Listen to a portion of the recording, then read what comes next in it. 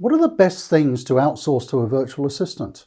What kind of things can virtual assistants do? Hi, this is Rob O'Byrne from Virtual Done Well. I get asked that question so many times. This week's video is about that. I'm going to give you 3 things that you should be outsourcing to a virtual assistant. Coming right up. Okay, so what 3 things should you be outsourcing to a virtual assistant? Well, let's be honest. Everybody's business is very different. You're a very different business owner to me. We're going to have different tasks. It's not easy to come up with a whole bunch of generic things, but what I'll do is I'll steer you in the right direction.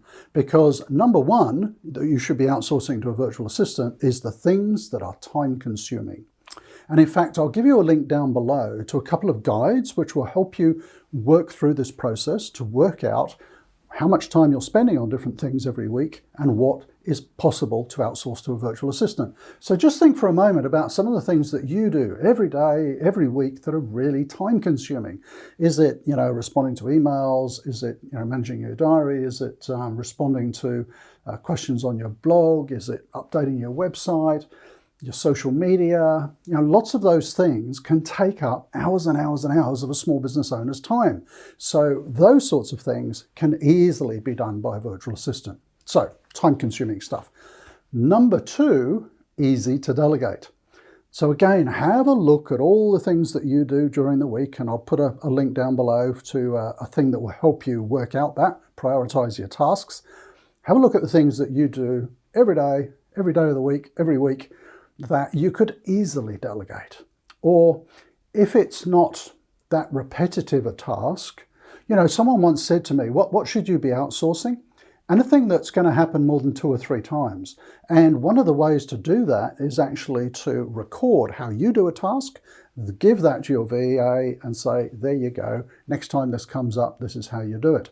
And that's a great way to start delegating. It'll take you a little bit more time first time because you've got to show them how to do it, but after that you don't have to do it again. So again, think about some of the stuff in your business that is easy to delegate.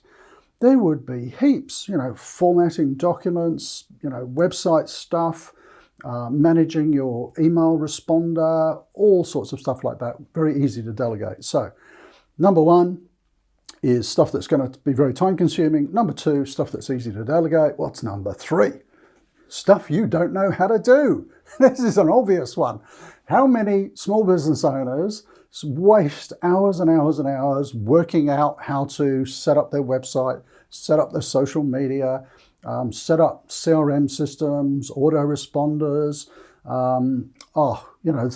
it's usually around technology, isn't it? Or design, something like that. Or they're learning how to edit videos. All of that stuff, which you are really not very good at, or you don't know how to do, perfect for giving to a virtual assistant. So on that regard, let me tell you some of the stuff that my virtual assistants do that I'm really hopeless at. Video editing for a start. We produce about 6 or 8 videos every week. I might be all right in front of the camera, at least I'm not too bad in front of the camera. I'm useless at editing. It would take me hours. So I have 2 full-time video editors to help me do that. Websites.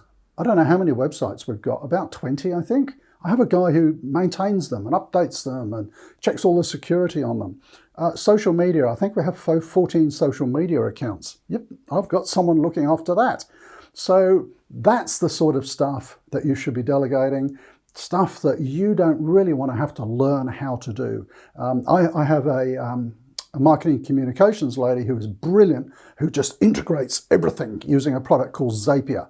I wouldn't know how the first thing about using Zapier, but she integrates our email systems into our websites and onto our registration forms for webinars, does amazing stuff. So that's the 3rd category, that amazing stuff that you'd love to know how to do. You can get a virtual assistant to do that. So there you go. Not necessarily specific tasks for you, but if you're wondering what you should be getting a virtual assistant to do, it's very simple. Stuff that is very time consuming for you. You've got to free up your time to work on the business, not in it. You should be looking at sales and service delivery to your clients. Number 2, stuff that's really easy to delegate. And number 3, the stuff that you don't even know or you don't even know about. So very easy when it comes down to picking things to delegate to a virtual assistant. So thanks for watching. Great to see you this week. If you're new here, why not think about subscribing, hit the bell. That way you get notified every time we have a new video coming out, and they come out on a Wednesday. See you next week.